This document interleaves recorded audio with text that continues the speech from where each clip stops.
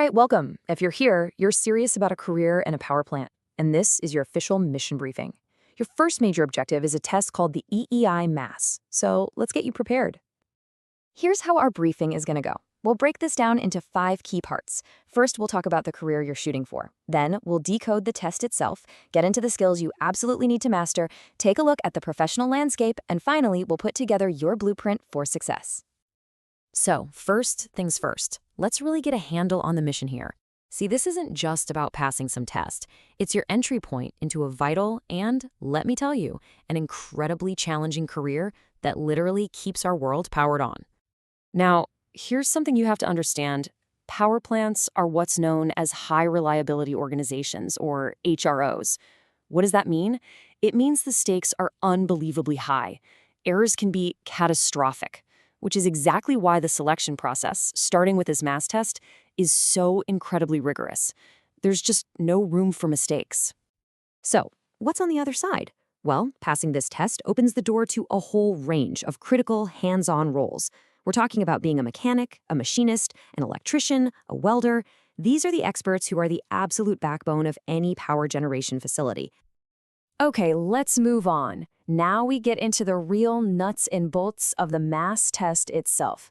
You can't hit a target you can't see, so understanding your objective is absolutely key.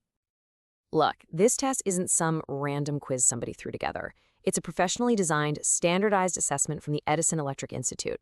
It's built to be fair, validated, and, this is crucial, it's legally compliant with federal law, because every single question is job-related. So, let's talk numbers. Here's the top-level intel. You're looking at 118 questions in just 72 minutes. Do the math on that, that's about 37 seconds per question. It's fast. And what do you need to pass? Well, that actually changes. It's set by the specific utility you're applying to, so there's no single magic number. One of the biggest curveballs on this test is the timing. Each of the 4 sections has its own strict, separate time limit. You cannot save a few minutes on one section and use it on another. When time's up, it's up. It's a hard stop. Then, your scores from all 4 parts get combined into one single cognitive index score. Think of it as your overall aptitude rating. It's what the utility uses to predict how well you'll perform on the job. Okay, let's break it down even further. Look at this table. Mechanical concepts has the most questions, a whopping 44. But look over at mathematical usage. It's only 18 questions, but you have just 7 minutes to do them.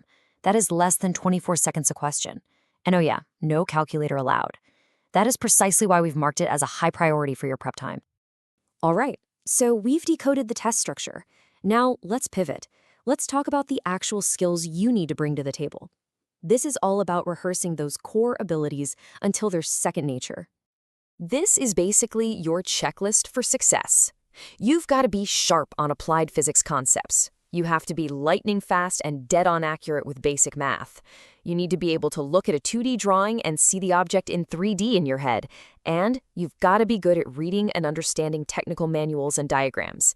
Each one of these skills maps directly to a section of that test. All right, let's do a quick practical exercise right now. Take a look at this diagram. This is a classic mechanical concepts problem. You've got 2 handles. Which one requires less force to lift the weight? Is it A, B, or are they both the same? Think fast. What's your gut telling you? If you said A, you are correct. And here's why. It's the law of the lever. Less force is needed when the weight is closer to the pivot point. This is the key takeaway here. The test isn't trying to see if you can do some complex formula. It's measuring if you can instantly recognize the physical principle at play. It's about concepts, not calculations. So let's imagine you've mastered the skills. You've passed the tests. What's next? Where does that actually take you? Let's talk about the professional landscape and how all these skills apply in the real world, out on the floor. The great thing is, your skills are in demand pretty much across the entire energy sector. You could find yourself working in a traditional fossil fuel plant, a state-of-the-art nuclear facility, or even a massive hydroelectric power station. These core maintenance skills, they're transferable and absolutely essential everywhere. Now, working in these high-reliability environments means one thing above all else: safety is everything. There are 2 protocols that are completely non-negotiable. First, proactive risk assessment. You identify and deal with hazards before any work even begins. And second, the duty of escalation. If you, as the expert, see a safety issue and you're overruled, you have an ethical obligation to report that up the chain of command until it's addressed. And that brings us to our final section, building your personal success blueprint. This is where we take everything we've learned and turn it into a concrete battle plan for acing this mass test. Here are your top 3 strategies, plain and simple. 1. Drill that mathematical usage section relentlessly. Speed and accuracy without a calculator are everything. 2. For mechanical concepts, don't memorize formulas. Focus on instantly recognizing the principles. And 3, use the official practice test from EEI. They are the absolute best intel you can get on what to expect on test day. Now, let's talk rules of engagement.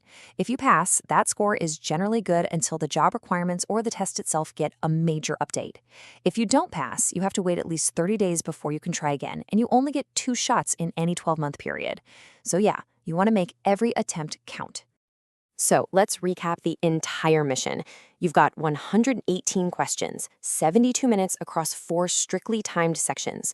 Your success is going to hinge on these 5 key factors: crushing that speed math, mastering conceptual physics, using high-quality practice tests, managing your time by section, and, of course, reading every single question carefully.